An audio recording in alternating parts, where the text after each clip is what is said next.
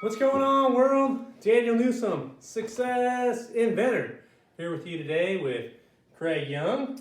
Hi, Craig Young here. This is the guest. I'm the guest on the show for today. Craig Young, he's got an interesting background. He's a teacher currently. He knows a lot about philosophy and psychology, and he has a really open mind. Today we're going to discuss echo chambers. Take it away, Craig. All right, so what I would describe an echo chamber briefly is something where you're reinforcing your beliefs by being around people that have the same set of beliefs that you share those with, whether they're in person or through the internet or something like that, they just kind of make you feel better about how you perceive the world because they agree with you and there's no disagreements about how you feel those arguments should be hashed out. Yeah, so a good example is you have view A and view B, and there's multiple opinions out there, and you almost are looking for content or you're looking for other websites that almost reinforce what you already know. So when you're stuck in an echo chamber, you're just looking for resources that are almost going to reinforce what you already know, and if it doesn't agree with your beliefs, you automatically just put it to the side without even reading an article. Right when you think, oh, this isn't what I agree with, you don't look into the research, you don't look into the data, you just put it to the side, and when you're in the echo chamber, you look for what you already know, right? Yeah, I would say so, and like you mentioned with websites and things like that is where they'd be most common.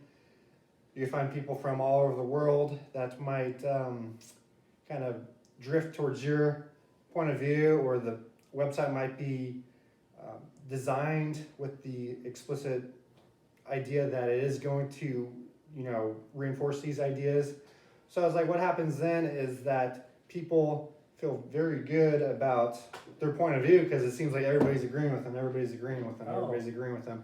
So if you have that, then you feel less unsure about things that you're believing, and that's just it makes for an easier way of going about the day when you know that the things that you believe in are more set in stone. But a lot of the cases, it's better off that you hear competing views on the matter. That's an interesting point too, and if you think about the news and how people got their information 50, 60 years ago, it was a lot of newspaper or just TV. So let's say you had an idea or you had a belief that nobody really believed in because it was off the wall.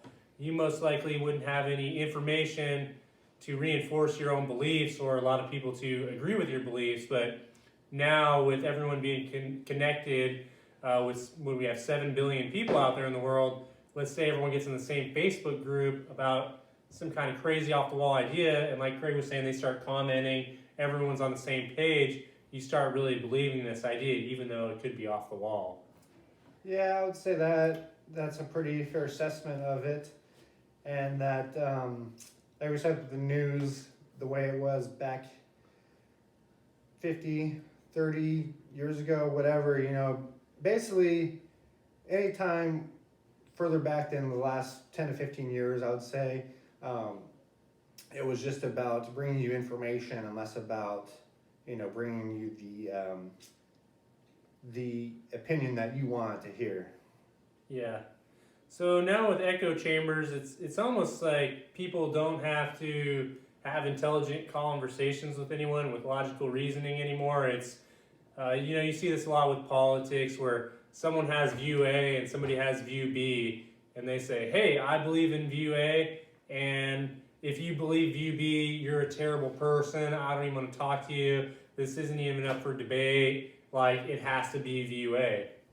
And my background is I've seen a lot of different people from different socioeconomic statuses, different walks of life, and everyone is the way that they are for a reason.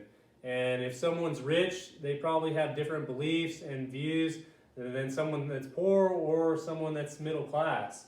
And I would always say before making a decision or opinion, try and at least hear the other person out. They say walk a day in the other person's shoes and really get to understand the ideas. So I want to say understand what echo chamber is, and don't get stuck in that. Don't say, hey, I've lived in this one place with this one group of people, we all feel this way. I think it's important to understand why people think the way that they think. Yeah, that about sums it up for me too. All right. Well, thanks for chiming in today. Again, Daniel Newsom, success inventor. Invent your own success. And Craig Young, he's going to be a frequent guest speaker. Thanks for tuning in. Thank you. Bye.